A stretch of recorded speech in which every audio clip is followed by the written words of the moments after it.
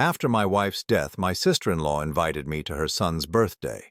But when I arrived, she publicly announced that the baby was mine and that she needed half of my $50 million insurance. I asked, "Are you serious?" When she said yes, I couldn't control my laugh because I'm glad to have you here. Follow my story until the end and comment the city you're watching from so I can see how far my story has reached. 6 months. That's how long it had been since I buried my wife Christina, and I still couldn't walk into our bedroom without feeling like the air had been sucked out of my lungs. The house we'd shared for 18 years felt more like a museum now, every corner holding memories that cut deeper than any physical wound. I was sitting in my home office, staring at quarterly reports that might as well have been written in a foreign language when my phone buzzed. Sarah's name appeared on the screen, and I hesitated before answering. Christina's younger sister had been calling more frequently lately, always with some excuse about checking in or making sure I was eating properly. "Tyler, hi." Her voice had that artificially sweet tone I'd grown to recognize over the years. "I hope I'm not bothering you." "No, Sarah, what's up?" "Well, it's Lucas's first birthday next Saturday, and I was hoping you'd come to the party. I know it's been hard for you to be around family lately, but Christina would have wanted you there." The mention of my wife's name hit me like it always did, a sharp pain in my chest that took my breath away. Lucas was Sarah's son, born just 6 months before Christina's cancer took her. My wife had been so excited about becoming an aunt, spending hours knitting blankets and buying toys she'd never see him play with. "I don't know, Sarah. I'm not really in a party mood these days. Please, Tyler, Lucas needs his uncle in his life, and honestly, we all miss Christina too. Being together helps us remember the good times." There was something in her voice, an urgency that seemed out of place for a child's birthday party invitation, but grief had a way of making everything feel off-kilter, so I attributed it to my own emotional state. "Okay, what time?" 2 o'clock, and Tyler, thank you, this means a lot to all of us." After I hung up, I sat back in my leather chair and rubbed my temples. The thought of facing Christina's family felt overwhelming. They'd been supportive during her illness, taking turns at the hospital, bringing casseroles I never ate. But lately, something had shifted. The phone calls felt different, loaded with unspoken expectations I couldn't quite identify. Saturday arrived gray and drizzling, matching my mood perfectly. I dressed in dark jeans and a navy button-down, the closest thing to festive I could manage. The drive to Sarah's house took me through neighborhoods where Christina and I used to walk on Sunday mornings, past the coffee shop where we'd shared countless conversations about our future together. Sarah lived in a modest 2-story house in a subdivision that had seen better days. The lawn needed mowing and the paint was peeling around the window frames. Michael, her husband, worked construction, but had been laid off more often than not lately. I'd offered to help them financially before, but Sarah had always been too proud to accept. I parked behind several cars I recognized from family gatherings and took a deep breath. Through the front window, I could see colorful balloons and the movement of people inside. The sound of children laughing drifted out, a sound that should have been joyful but instead made my chest tighten with the reminder of everything Christina and I would never have. Sarah answered the door before I could knock, almost as if she'd been watching for me. She looked different somehow, nervous energy radiating from her like heat from a fever. Her dark hair was pulled back severely, and she'd applied makeup with a heavy hand that didn't quite hide the dark circles under her eyes. "Tyler, I'm so glad you came." She hugged me tighter than usual, her grip almost desperate. "Everyone's in the living room. Lucas is having such a wonderful time." As we walked through the foyer, I noticed several family members I hadn't expected to see. Christina's mother, Eleanor, sat in the corner with her sister, Margaret. Both women looked up when I entered, their expressions unreadable. Christina's cousin David was there with his wife, and even Uncle Robert had made the trip from 2 states away. "Wow, quite a turnout for a 1-year-old, I said, trying to keep my tone light. "Well, you know how much the family loves any excuse to get together," Sarah replied, but her laugh sounded forced. I made my way around the room, accepting condolences that still felt fresh and raw. Everyone seemed genuinely happy to see me, but there was an undercurrent of tension I couldn't place. conversations seemed to pause when I approached, resuming just a beat too quickly. Eyes followed me as I moved through the room, and I caught whispered exchanges that stopped abruptly when I looked in their direction. Little Lucas sat in his high chair, happily smashing cake into his face with chubby fingers. He was a beautiful child, with dark curls and bright blue eyes that reminded me painfully of Christina. When he saw me, he held out his cake-covered hands and babbled something that might have been "Uncle." "He knows you," Sarah said, appearing at my elbow. "Christina used to show him your picture all the time when she babysat." Something about the way she said it struck me as odd. Christina had been too sick in her final months to babysit anyone. But grief played tricks on memory, and I didn't want to correct what might have been Sarah's way of keeping my wife's memory alive. I was reaching for a piece of cake when Eleanor's voice cut through the room's chatter. "Tyler, dear, come sit with us. We haven't had a proper chance to talk since the funeral." Her tone was kind, but there was something in her eyes that made my stomach clench. I walked over to where she and Margaret sat, both women watching me with an intensity that felt uncomfortable. "How are you holding up, son?" Margaret asked, patting the space beside her on the couch. "Some days are better than others," I said honestly, settling into the offered seat. "And the insurance money? I hope you're managing it wisely. $50 million is quite a responsibility." My blood went cold. The amount of Christina's life insurance policy wasn't something I'd shared with anyone except my attorney and accountant. It wasn't a secret exactly, but it wasn't information I'd volunteered either. "How did you know the exact amount?" I asked carefully. Eleanor and Margaret exchanged a glance that lasted a second too long. "Oh, Christina mentioned it once, I think," Eleanor said vaguely. She was always so practical about financial planning. But Christina had never been one to discuss money with her family. She'd grown up poor and had learned early to keep financial information private. The fact that they knew the precise amount of her policy sent warning bells ringing in my head. I excused myself and walked to the kitchen, needing a moment to process what felt like a growing conspiracy of whispers and knowing looks. Michael was there, opening another case of beer with shaking hands. "Hell of a party," I said, trying to gauge his mood. He looked up, his face flushed either from alcohol or embarrassment. "Yeah, Sarah really went all out." He paused, seeming to struggle with something. "Tyler, I need to tell you something." But before he could continue, Sarah burst through the kitchen door with manic energy. "There you are. We're about to do the birthday song. Lucas's uncle needs to be there for the pictures." She grabbed my arm with a grip that was just shy of painful, pulling me back toward the living room. Michael followed reluctantly, his earlier words left hanging in the air like smoke. As we gathered around Lucas's high chair, I felt the weight of every eye in the room focused on me. The singing was too loud, too forced, and when it ended, the silence that followed felt charged with electricity. That's when I noticed it. The way Sarah's hand rested possessively on Lucas's shoulder, the way Eleanor kept glancing between me and the baby, the way conversations had been steering toward my financial situation all afternoon. And in that moment, standing in that overly warm living room surrounded by people who claimed to love me, I realized that something was terribly, dangerously wrong. The birthday cake sat half-eaten on paper plates, and the afternoon light filtering through the windows had taken on an ominous quality that made my skin crawl. Whatever was coming, I could feel it building like a storm on the horizon, ready to shatter what little peace I'd managed to find in my grief. Just had no idea how devastating the lightning strike would be. The moment arrived with the kind of theatrical timing that only happens in real life when someone has been planning it for weeks. Sarah stood up abruptly, her chair scraping against the hardwood floor with a sound that made everyone's head turn. She smoothed down her dress, a nervous gesture I'd seen her make countless times over the years, but this time it felt rehearsed, practiced.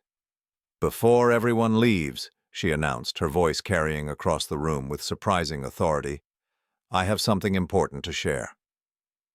My stomach dropped. The room fell silent except for Lucas's happy babbling as he continued to play with his cake. Every face turned toward Sarah, but I felt their eyes shifting to me, measuring my reaction to whatever was about to unfold. "This isn't just a birthday party," Sarah continued, her voice gaining strength. "It's also a celebration of family, and I think it's time everyone knew the truth about Lucas's real father." The words hit the room like a physical blow. I felt my breath catch in my throat as understanding began to dawn. The whispered conversations, the knowing looks, the questions about my insurance money, it had all been leading to this moment. "Sarah, what are you talking about?" Michael's voice was strained, his face pale. Either he was an excellent actor or this was news to him too. Sarah's eyes locked onto mine across the room, and I saw something in them I'd never noticed before. Not just desperation, but calculation. Cold, calculating hunger. "Tyler is Lucas's father," she said simply, as if she were announcing the weather. "We had an affair while Christina was sick. I'm sorry it has to come out this way, but Lucas deserves to know his real daddy, and Tyler needs to take responsibility for his son." The silence that followed was deafening. I could hear my own heartbeat pounding in my ears, feel the heat rising in my face, taste the metallic tang of shock and fury on my tongue. Around the room, family members sat frozen, their expressions ranging from horror to fascination to what looked suspiciously like satisfaction. Then, something unexpected happened. I started to laugh. It began as a low chuckle that built into full-throated laughter that echoed off the walls of Sarah's modest living room. I laughed until tears streamed down my face, until my sides ached, until every person in that room was staring at me like I'd completely lost my mind. "Tyler," Eleanor said sharply, "this is hardly the time for humor." "Oh, but it is," I managed between gasps. "It absolutely is, because this is the most ridiculous thing I've ever heard in my life." Sarah's confident expression faltered slightly. "I know it's a shock, but denying it won't change the facts." "Facts?" I wiped my eyes and looked around the room at Christina's family, these people I'd considered my own family for nearly 2 decades. "The fact is that you're all sitting here believing this garbage without asking a single logical question." "Tyler," Margaret said carefully, "if Sarah says—" "Sarah says a lot of things," I interrupted. "But here's what Sarah doesn't know, what none of you apparently bothered to consider before staging this little intervention." I stood up, feeling steadier than I had in months. The grief that had been weighing me down was still there, but now it was joined by something else. Righteous anger at the betrayal of people I'd trusted. "I had a vasectomy 8 years ago," I said clearly, making sure every person in the room heard me. "It's medically impossible for me to father any children." The effect was immediate and dramatic. Sarah's face went white, then red, then white again. Several family members gasped audibly. Michael looked like he'd been punched in the stomach. That's not," Sarah stammered. "Not what?" I challenged. "Not true? Would you like to see the medical records? I still have them." The room erupted in whispered conversations as the implications sank in. Sarah had just publicly accused me of adultery and demanded financial support for a child that couldn't possibly be mine, in front of Christina's entire family. "You're lying," Sarah said desperately. "You're lying to protect your reputation." "Am I? Then let's do a DNA test. Right now, I'll drive to the lab myself." The color drained from her face completely. We don't need to do that. I know what I know." "What you know," I said, my voice dropping to a dangerous quiet, "is that you need money. What you know is that your husband's been out of work more than he's been employed for the past 2 years. What you know is that you've been struggling to keep this house, struggling to pay your bills, struggling to maintain any kind of decent life." Each word hit her like a slap.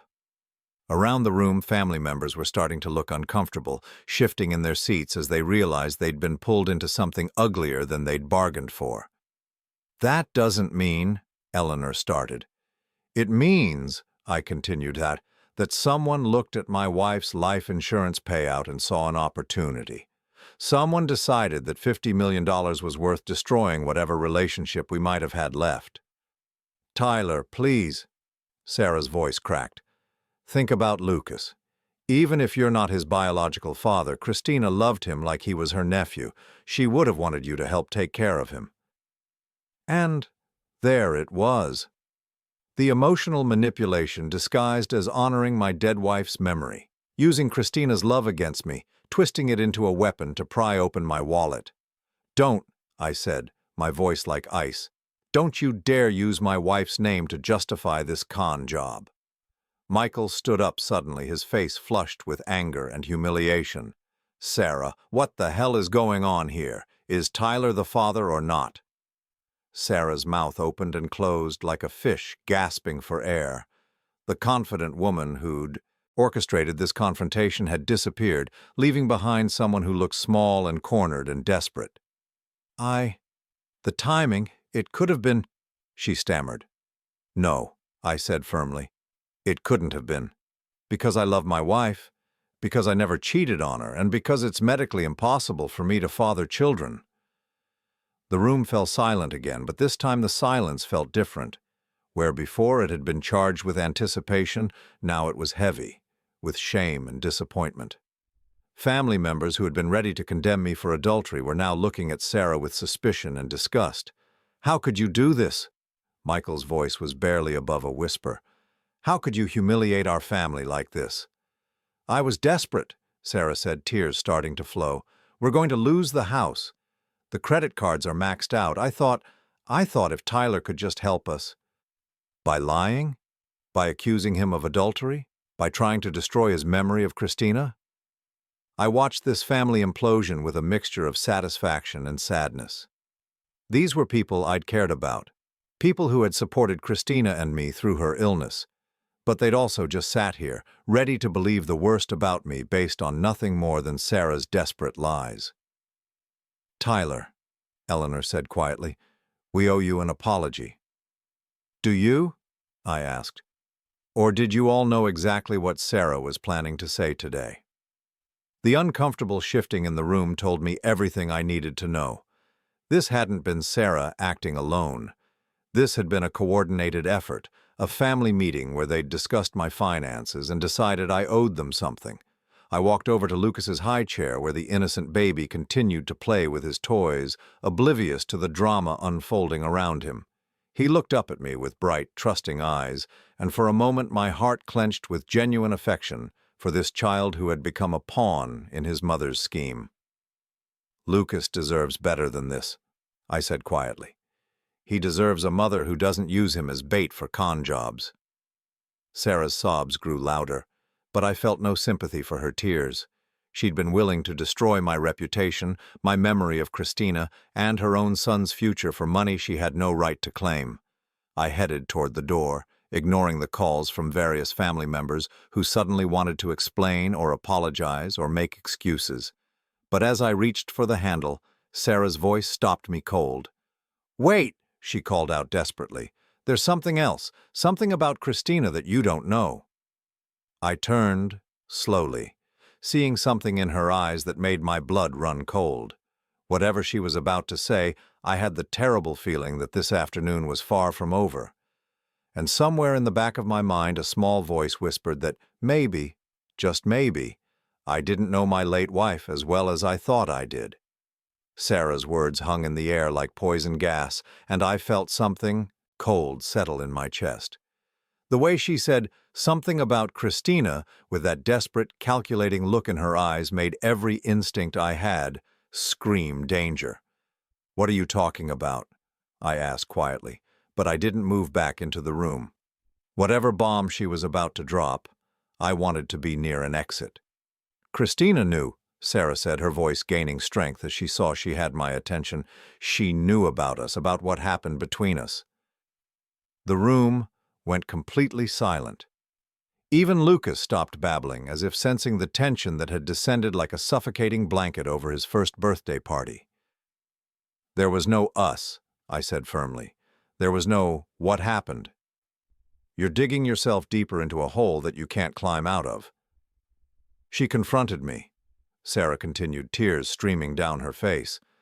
Right before she went into the hospital for the last time, She said she knew about the affair, about Lucas being yours. She was going to change her will, Tyler. She was going to leave everything to charity instead of you." I felt the words hit me, like physical blows. Christina, dying and believing I had betrayed her with her own sister. Christina, spending her final weeks thinking the man she'd loved for 18 years had cheated on her when she was most vulnerable. "You're lying," I whispered, but my voice lacked conviction. Not because I believed her story about an affair, but because the cruelty of what she was suggesting felt so monstrous that it momentarily stole my breath. "Am I?" Sarah's confidence was returning as she saw the effect her words were having. "Ask Dr. Martinez about the vasectomy, Tyler. Ask him when exactly you had it done." My blood turned to ice. Dr. Martinez had been Christina's oncologist, but he was also a family friend who had recommended the urologist who performed my procedure. The fact that Sarah knew his name, knew he was connected to my vasectomy, meant she had done research. Real research. "What does Dr. Martinez have to do with anything?" "Because," Sarah said with vicious satisfaction, "Christina asked him about vasectomies, about whether they could fail, about whether a man could still father children years later." The room spun around me. I gripped the doorframe to steady myself as the implications hit home. If Christina had asked those questions, it meant she really had suspected something.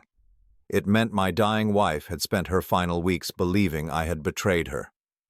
"You told her," I said, the realization hitting me like a sledgehammer. "You told her we had an affair. You let her die thinking I cheated on her." "I had to," Sarah screamed. "She was going to change the will. She was going to leave you with nothing." "So you tortured a dying woman to protect money I never even knew existed?" The confession hung in the air, damning and complete. Sarah had just admitted to psychologically torturing my wife in her final weeks for the chance at an inheritance that didn't even exist at that point.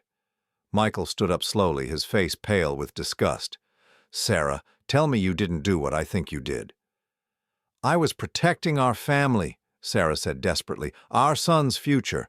I thought if Christina believed Tyler had cheated, she'd leave the money to family instead." "Our son?" Michael's voice was dangerously quiet. "Tyler just proved he can't be the father. So whose son is Lucas really, Sarah?" The question hung in the air like a time bomb. Sarah's face went through a series of expressions, panic, calculation, resignation, before settling on something that looked almost relieved. "It doesn't matter," she said finally. "What matters is that Tyler has $50 million and we have nothing." "It matters to me," Michael said. "It matters a hell of a lot to me." I watched this family drama unfold with a mixture of horror and fascination. In the space of an hour, Sarah had destroyed her marriage, revealed herself as a manipulative liar, and admitted to torturing my dying wife. But there was something else in her desperation, something that told me this went deeper than simple greed. "Who is he?" I asked quietly. Sarah's eyes darted around the room, looking for support that was no longer there. The family members who had been ready to take her side an hour ago were now staring at her with disgust and disappointment. "It's not important," she repeated. "The hell it's not," Michael exploded. "I've been raising another man's child for a year, thinking he was mine. Who is the father, Sarah?" "Someone who can't acknowledge him," Sarah said finally. "Someone who's married, someone who could never be in Lucas's life anyway." The pieces were starting to come together in my mind. A married man who couldn't acknowledge his son, Sarah's desperate need for money, the timing of Lucas's birth just months before Christina's death. "He's wealthy, isn't he?" I said. "The real father. He's wealthy and he's married and he can never publicly claim Lucas." Sarah's silence was confirmation enough. "So you decided I would make a convenient replacement father, someone with money and no family of my own to complicate things." "Tyler, please," Eleanor interrupted. "Maybe we could all just calm down and discuss this rationally." I turned to look at Christina's mother, this woman who had helped raise my wife, who had been like a mother to me for 18 years. "Were you part of this?" I asked. Her hesitation was answer enough. "We just thought," Margaret began. That family should take care of family, that you might want to help with Lucas since Christina cared so much about him. By lying? By accusing me of adultery? By letting Sarah torture Christina in her final weeks? We didn't know about that part, Eleanor said quickly, but I was done listening to excuses and justifications. These people had sat in this room ready to destroy my reputation and extort money from me based on lies they had helped orchestrate. The only thing they hadn't counted on was my vasectomy. "Here's what's going to happen," I said, my voice steady and cold. "I'm going to leave this house, and I'm never going to see any of you again. I'm going to honor Christina's memory by living the life she would have wanted me to live, which doesn't include being ATM machine for her lying, manipulative family." "Tyler, wait," David spoke up for the first time. "Don't let Sarah's mistakes destroy our whole relationship. Some of us had nothing to do with this." I looked around the room at faces I'd known for decades, Christina's family, who had been my family too, but I saw them clearly now for what they were, people who viewed me as a source of money first and a person second. "Didn't you?" I asked. "Then why is everyone here?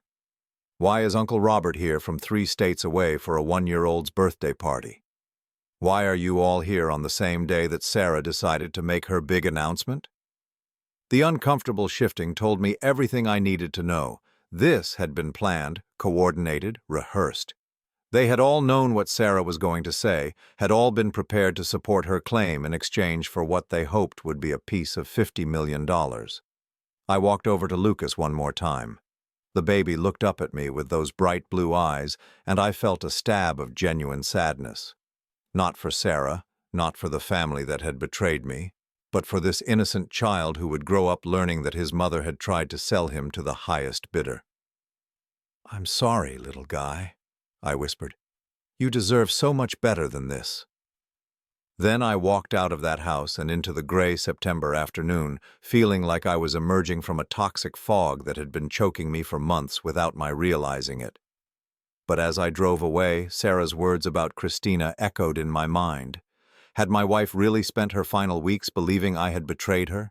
Had she died thinking the love of her life was a lie? I needed answers, and I knew exactly where to find them. Dr. Martinez had been more than Christina's doctor. He'd been our friend. If anyone knew what Christina had been thinking in her final weeks, it would be him. As I pulled into the hospital parking lot, I couldn't shake the feeling that I was about to learn something that would change everything I thought I knew about my marriage, my wife, and the woman I'd just escaped from.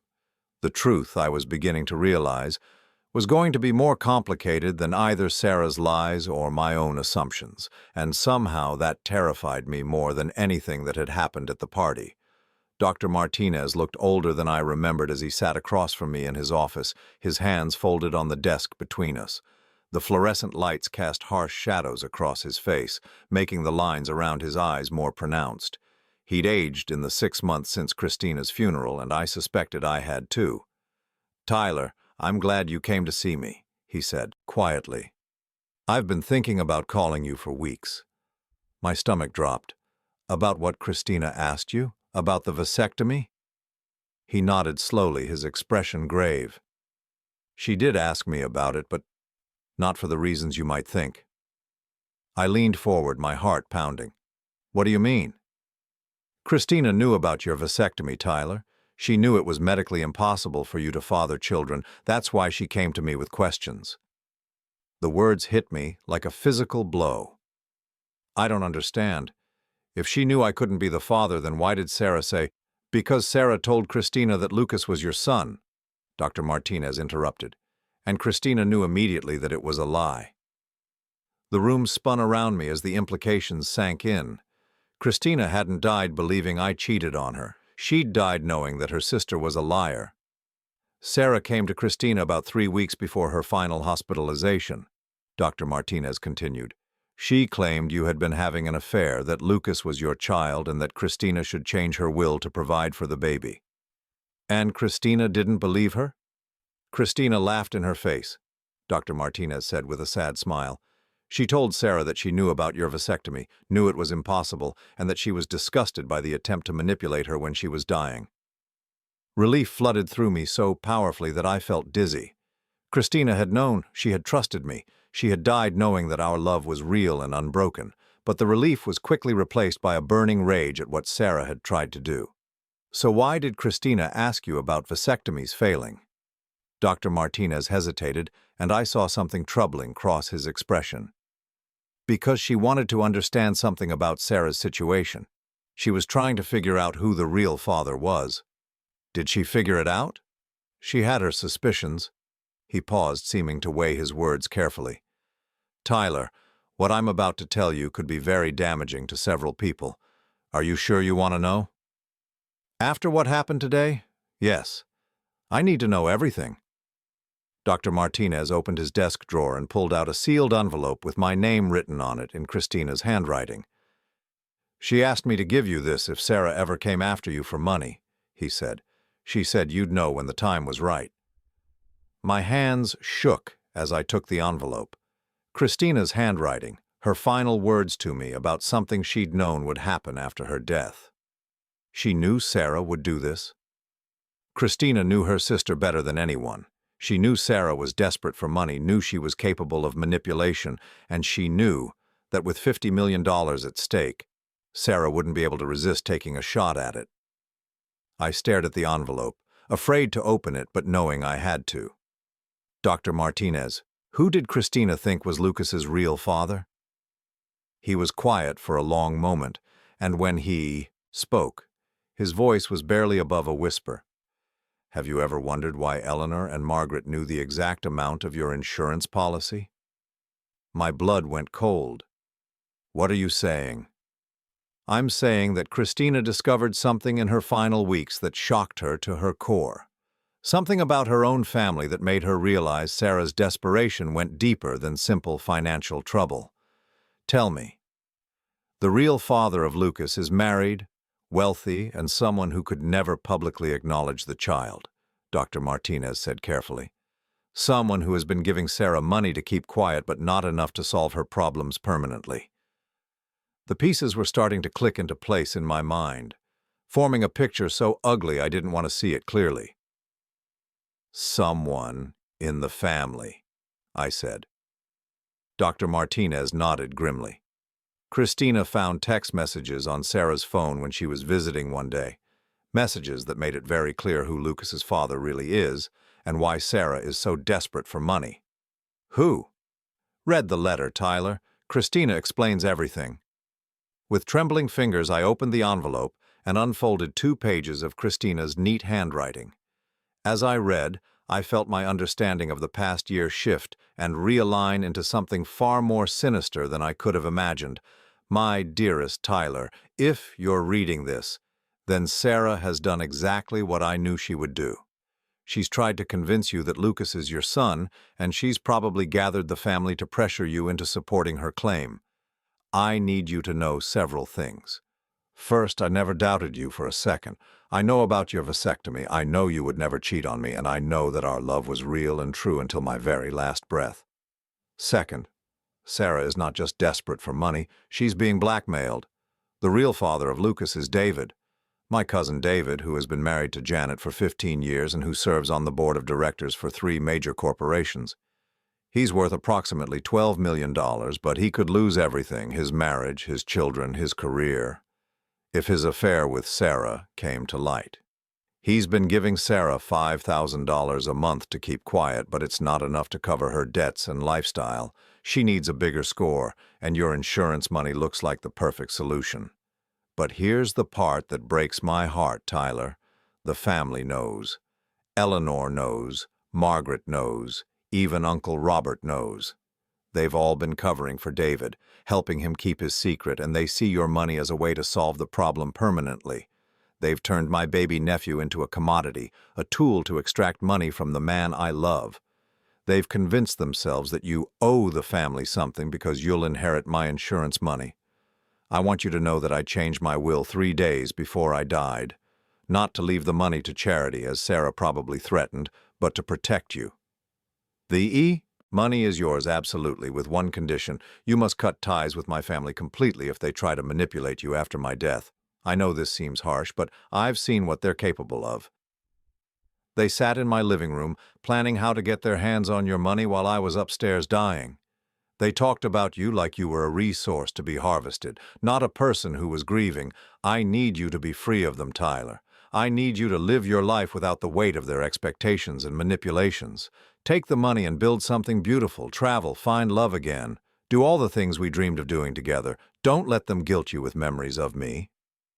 I want you to remember our love is pure and untainted by their greed. The evidence you need is in our safe deposit box.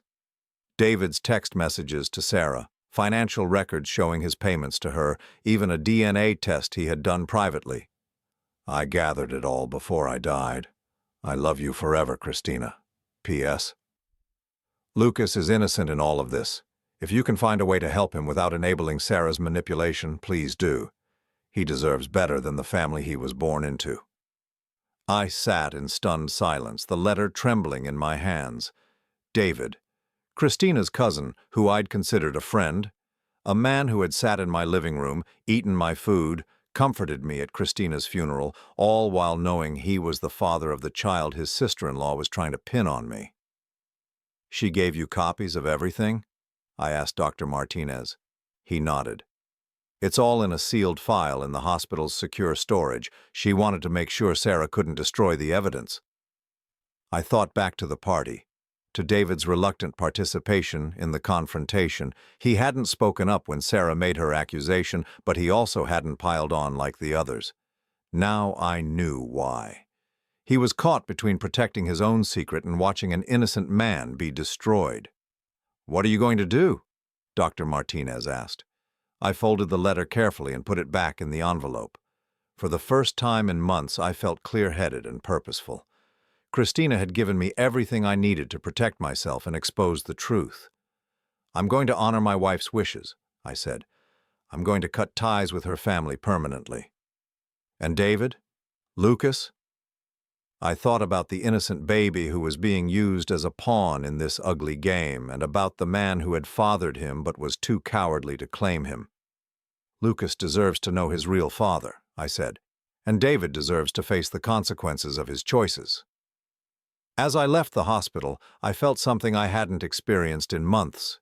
Peace. Not the kind that comes from winning a battle, but the kind that comes from understanding the truth.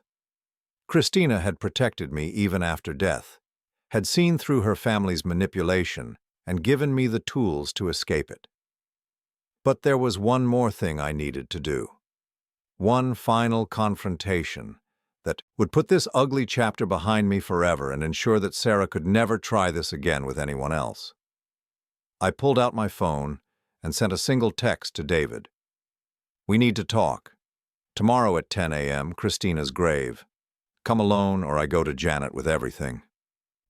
Then I drove home to the house Christina and I had shared, no longer feeling like it was a museum of memories, but like it was exactly what it had always been. A sanctuary where love had lived and where it would always be remembered honestly. The war wasn't over yet, but the next battle would be fought on my terms, with my wife's wisdom guiding me and her love protecting me from the lies that had almost destroyed us both. The cemetery was wrapped in morning mist when I arrived at Christina's grave, the September air crisp with the promise of autumn. I'd come early, needing time alone with my wife before the confrontation that would end this nightmare once and for all. Her headstone was simple, elegant, exactly what she would have wanted. "Christina Marie Hendricks, beloved wife, forever in our hearts."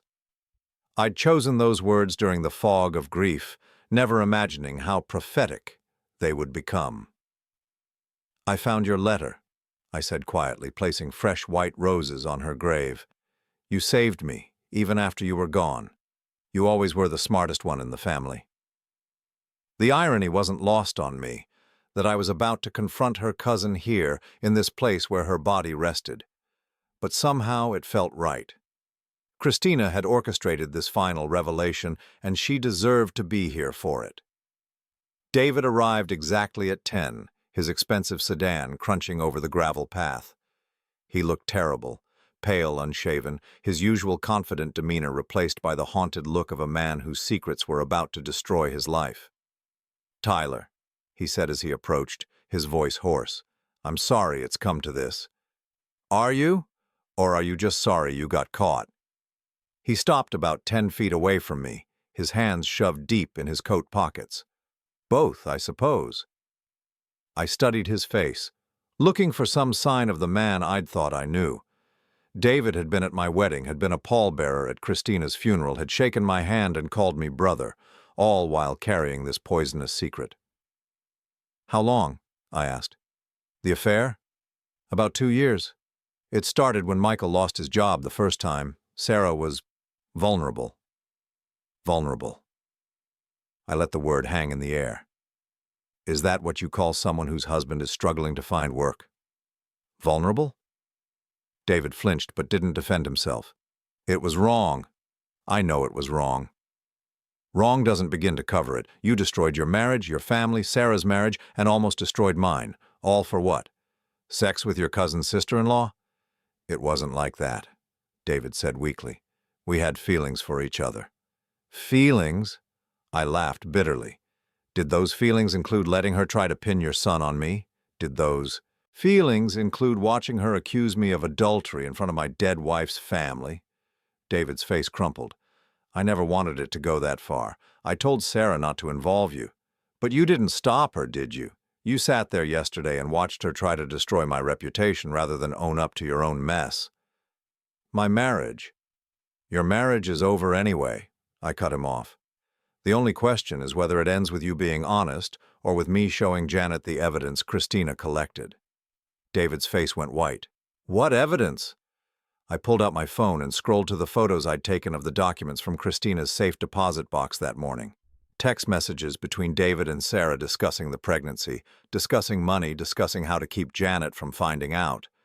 Bank records showing monthly payments from David's personal account to Sarah's. Even a DNA test David had secretly arranged confirming his paternity. "She documented everything," I said, showing him the screen. "Every lie, every payment, every secret meeting. Christina was smarter than both of you combined." David sank to his knees on the wet grass, his carefully constructed life crashing down around him. "Oh God, Christina knew. She knew you were Lucas's father. She knew you were paying Sarah to keep quiet. She knew the whole family was planning to come after my insurance money to solve your problem." "I never asked them to do that," David said desperately. "I never wanted them involved." "But you didn't stop them either. You let them believe your lie about me being the father. You let them think they could shake me down for money that would solve everyone's problems." I looked down at him kneeling beside my wife's grave, and I felt something I hadn't expected. Pity. Not enough to forgive him, but enough to understand how a moment of weakness had spiraled into this catastrophe. "How much have you given Sarah?" "About $60,000 over the past year," David admitted. $5,000 a month. "And it wasn't enough. It's never enough. Her debts keep growing. Michael's unemployment benefits ran out. They're behind on the mortgage, the car payments, everything. So she decided $50 million would solve the problem permanently." David nodded miserably. "She said if you believed Lucas was yours, you'd want to take care of him, that you had more money than you could ever spend anyway." "And you believed that was acceptable? That I should pay for your son because you're too cowardly to claim him?" "I was scared," David whispered. "Scared of losing my family, my job, everything I've worked for." "Well, you're going to lose it anyway now. The only question is how." I crouched down so we were at eye level. "Here's what's going to happen. You're going to go home and tell Janet the truth, all of it, about the affair, about Lucas, about the money you've been secretly paying Sarah." "Tyler, please." "I'm not finished. You're also going to establish a trust fund for Lucas. Not a few $1,000s here and there, but enough to secure his future. College, health care, everything a father should provide." David's eyes widened. "I can't afford—" "You can't afford not to. Because if you don't take responsibility for your son, I'll make sure everyone knows what kind of man you really are.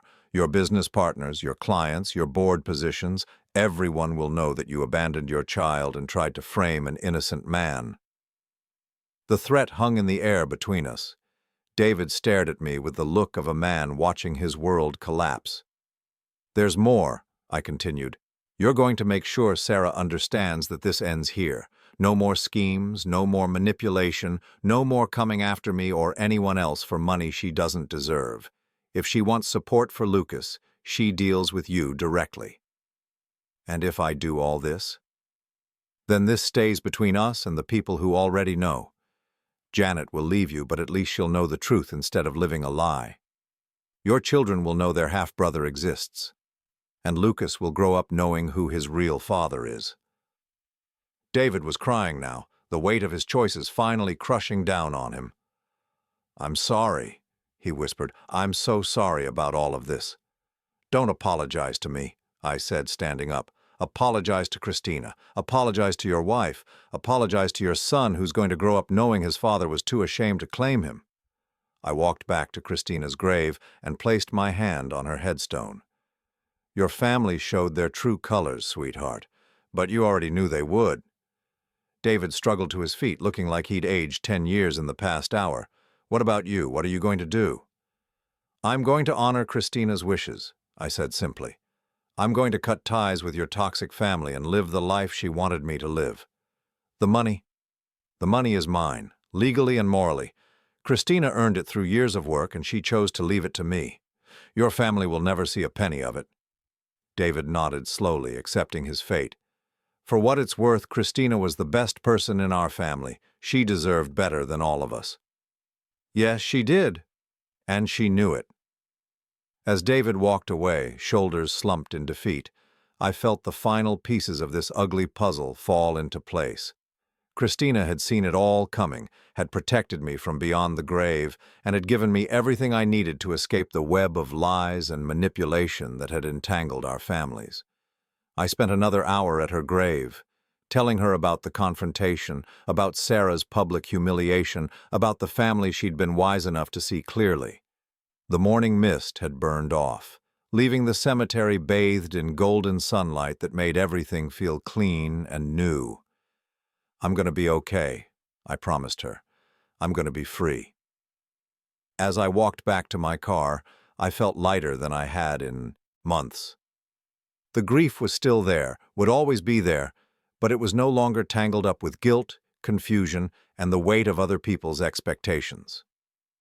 My phone buzzed with a text from Sarah. "David told me what you know. This isn't over." I deleted the message without responding. It was over, whether Sarah accepted it or not. I had the truth, I had the evidence, and I had something even more powerful: the knowledge that my wife had loved and trusted me until the very end. The war was over, and I had won by refusing to fight on their terms. Now it was time to start living again, on mine. 3 months later, I stood in the living room of my new home, watching the sunrise paint the mountains outside my window in shades of gold and pink. The house in Colorado was nothing like the one Christina and I had shared. Smaller, simpler, perched on a hillside with views that stretched for miles. It was exactly what I needed. A place where memories could be treasured without being overwhelming. The silence here was different from the suffocating quiet that had filled my old house after Christina's death. This was peaceful silence, the kind that comes from being truly alone by choice, rather than abandoned by circumstance. My phone had been mercifully quiet since I'd changed my number and moved. No more desperate calls from Sarah, no more guilty texts from family members trying to rebuild bridges I'd deliberately burned. The legal papers I'd had served made it clear that any attempt to contact me would result in harassment charges, and apparently even Sarah wasn't desperate enough to test that boundary. I'd heard through my lawyer that David had followed through on his promises. He'd told Janet everything, and she'd filed for divorce within a week. He'd also established a trust fund for Lucas, though it had cost him most of his liquid assets. His business partners had quietly pushed him out when word of the affair spread, but at least he was finally taking responsibility for his son. Sarah had moved back in with her parents after Michael kicked her out. The house had been foreclosed on, and she was working as a waitress while fighting for custody of Lucas. According to my lawyer, she'd tried to take David to court for more money, but the evidence of her blackmail attempts had made her legal position untenable. I felt no satisfaction in their downfall, only relief that it was over. The sound of tires on gravel interrupted my morning contemplation. I wasn't expecting anyone, and for a moment I felt a flicker of the old paranoia. But when I looked out the window, I saw Dr. Martinez climbing out of a rental car, looking around at the mountain landscape with obvious appreciation. I opened the door before he could knock. "This is a surprise." "I hope you don't mind," he said with a slight smile. "I had a conference in Denver, and I thought I'd drive up to see how you're doing. Come in, coffee's fresh." He followed me into the kitchen, accepting a mug with grateful hands. The morning air at 8,000 feet had a bite that took some getting used to. "This is beautiful, Tyler. Christina would have loved it." I nodded, looking out at the view that had sold me on the house the moment I'd seen it. She always talked about wanting to live in the mountains, said she wanted to wake up above the clouds. And now you do. Now I do. We sat in comfortable silence for a while, drinking coffee and watching the sun climb higher over the peaks. Finally, Dr. Martinez spoke. "I brought something for you," he said, pulling an envelope from his jacket pocket. "Christina asked me to give you this after you'd had time to heal." My hands trembled slightly as I took the envelope. My name was written on it in Christina's handwriting, but below it were the words, "For when you're ready to live again." "How did you know I was ready?" Dr. Martinez smiled. "Because you moved to the mountains, because you're building something new instead of hiding in the ashes of something old. Because you look like Tyler again, not like a ghost haunting Tyler's life." I opened the envelope carefully. Inside was a single sheet of paper and a small key. "My darling Tyler, if you're reading this, it means you've survived my family's attempt to destroy you and you've found the strength to start living again. I'm so proud of you." The key opens a safe deposit box at First National Bank in Denver, box number 473.